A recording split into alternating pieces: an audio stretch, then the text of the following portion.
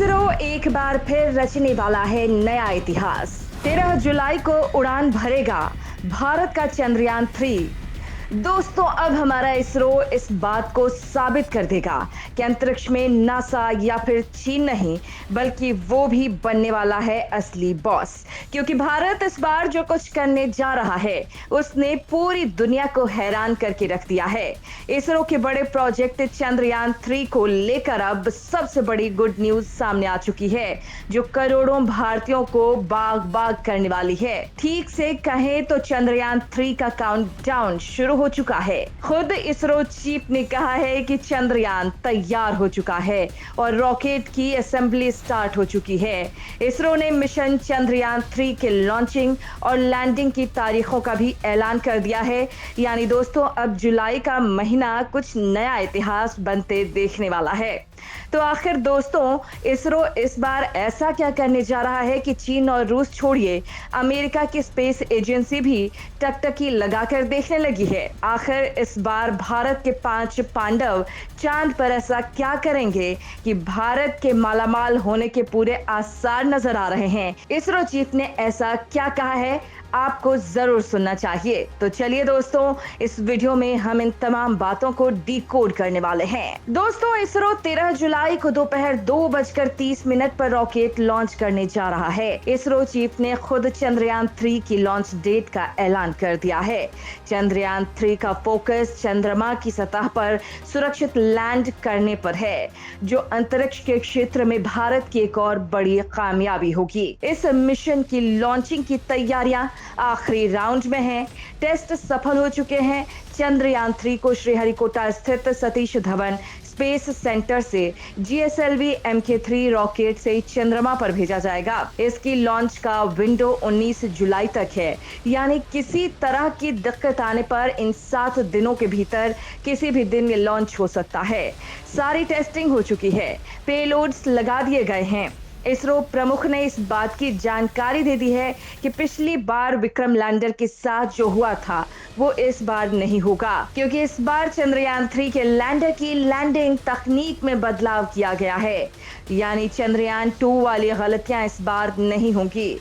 चंद्रयान-3 की लैंडिंग तकनीक को नई तरीके से बनाया गया है। चंद्रयान-3 मिशन में इसरो सिर्फ लैंडर और रोवर भेज रहा है, जबकि चंद्रमा के चारों तरफ चक्कर लगा रहे चंद्रयान-2 के ऑर्बिटर से लैंडर रोवर का संपर्क जोड़ा जाएगा। इस स्पेस क्राफ्ट के ज्यादातर प्रोग्राम पहले से ही ऑटोमेटिक हैं। सैकड़ों सेंसर्स लगाए गए हैं जो इसकी लैंडिंग और अन्य कार्यों में मदद करेंगे। दोस्तों, क्या आपको मालूम है कि मिशन चंद्रयान-3 आखिर भारत के लिए इतना जरूरी क्यों है? तो दोस्तों, इस मिशन के पूरा हो जाने से भारत दुनिया में पहली बार ये साबित कर सकता है कि वो भी किसी से कम नहीं है। हमारा भारत भी किसी से कम नहीं है। अपने मून मिशन चंद्रयान के साथ इसरो अंतरिक्ष विज्ञान की दुनिया में एक लंबी छलांग लगाने के लिए कामयाब हो सकता है, क्योंकि अभी तक दुनिया के 3 देश ही चांद पर सॉफ्ट लैंडिंग कर पाए हैं। ये देश हैं अमेरिका, रूस और चीन। इसके बाद भारत ऐसा करने वाला चौथा देश होगा। वहीं इसरो की माने तो उनका ये मिशन इसलिए भी खास है क्योंकि इसे पूरा करने के लिए चांद के उस जगह को चुना गया है जहां अब तक कोई भी देश नहीं पहुंच पाया है, यानी चंद्रमा का दक्षिणी ध्रुव, जिसका मकसद चंद्रमा के बारे में महत्वपूर्ण जानकारी जुटाना है। ऐसी खोज करना है जिनसे भारत के साथ पूरी दुनिया को फायदा हो सके। चंद्रयान-3 असल में चंद्रयान-2 का फॉलोअप मिशन है। इसमें इसरो सुरक्षित लैंडिंग और रोविंग के स्वदेशी तकनीक को दुनिया के सामने दिखाना चाहता है। इसके अंदर ऐसे यंत्र हैं जो रोशनी और खनिजों की हीट के आधार पर चांद की स्टडी करेंगे। लैंडर में चंद्र सरफेस थर्मोफिजिकल एक्सपेरिमेंट लगा हुआ है। ये चांद की सतह पर थर्मल कंडक्टिविटी, तापमान की स्टडी करेगा। वहीं instrument for lunar seismic activity यानी ILSA चंद्रमा की सतह पर भूकंपों की जानकारी जमा करेगा। लैंडर में लगा लैंगमुइर प्रोब चंद्रमा पर प्लाज्मा की डेंसिटी और उसमें आने वाले अंतर की जांच करेगा। इसके अलावा नासा की तरफ से इसमें passive laser retroreflector array लगाया गया है जो चांद की सतह पर लेजर के जरिए रेजिंग स्टडी करेगा। तो वहीं रोवर में alpha particle X-ray spectrometer APXS और laser induced breakdown spectroscope LIBS लगा है। ये दोनों मिलकर लैंडिंग साइट के आसपास के खनिजों, मिट्टी और उनके रासायनिक मिश्रण का अध्ययन करेंगे। दोस्तों, इस बार चांद पर चंद्रयान की लैंडिंग के लिए खास तकनीक यूज की गई है। लैंडर की लैंडिंग के समय ऊंचाई, लैंडिंग की जगह, गति, पत्थरों से लैंडर को बचाने में खास सेंसर्स मदद करेंगे। चंद्रयान 3 चांद की सतह पर 7 किलोमीटर की ऊंचाई से लैंडिंग शुरू हो जाएगी। 2 किलोमीटर की ऊंचाई पर आते ही सेंसर्स एक्टिव हो जाएंगे। इनके अनुसार ही लैंडर अपनी दिशा, गति और लैंडिंग साइट का निर्धारण करेगा। इस बार इसरो वैज्ञानिक लैंडर को लेकर कोई गलती नहीं करना चाहते, क्योंकि चंद्रयान 2 में सेंसर्स और बूस्टर्स में दिक्कत आने की वजह से उसकी हार्ड लैंडिंग हुई थी। चंद्रयान 2 सतह से करीब 350 मीटर की ऊंचाई से तेजी से घूमते हुए जमीन पर गिरा था।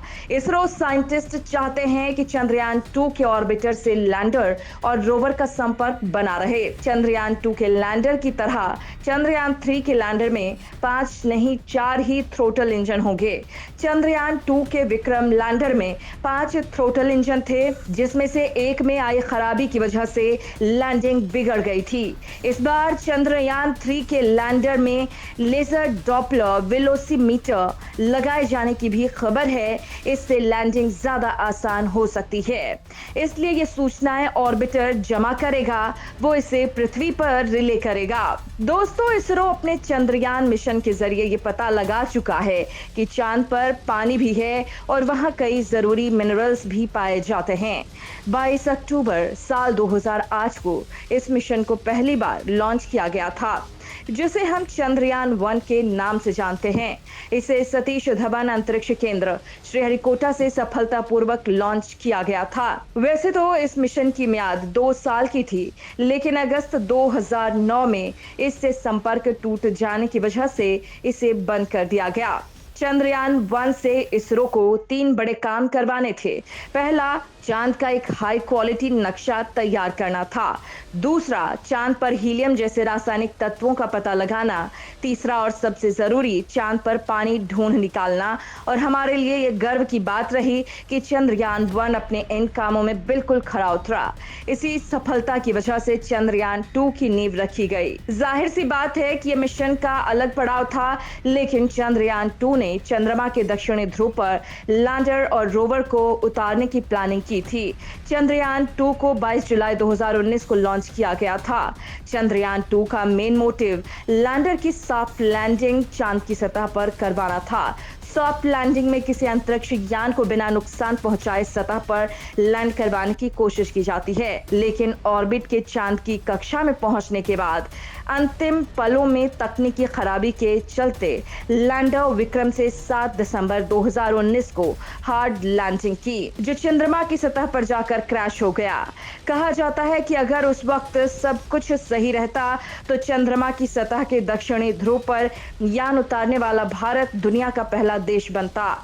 इससे पहले अमेरिका, रूस और चीन को चांद पर सॉफ्ट लैंडिंग कर सफलता मिली थी, लेकिन ये देश भी कभी दक्षिणी ध्रुव पर आज तक लैंडिंग नहीं करवा पाए हैं।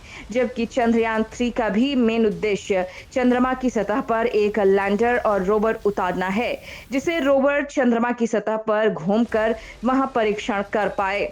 इससे हमें चंद्रमा की सतह को बेहतर तरीके से समझने में मदद मिलेगी। हमें यकीन है कि इसरो इस बार सभी देशों को पछाड़कर इस मिशन को सफलतापूर्वक पूरा कर लेगा। वैसे दोस्तों, आपको क्या लगता है कि क्या भारत चंद्रयान 3 पर सफल हो पाएगा? अपने विचार हमें कमेंट बॉक्स में जरूर बताएं।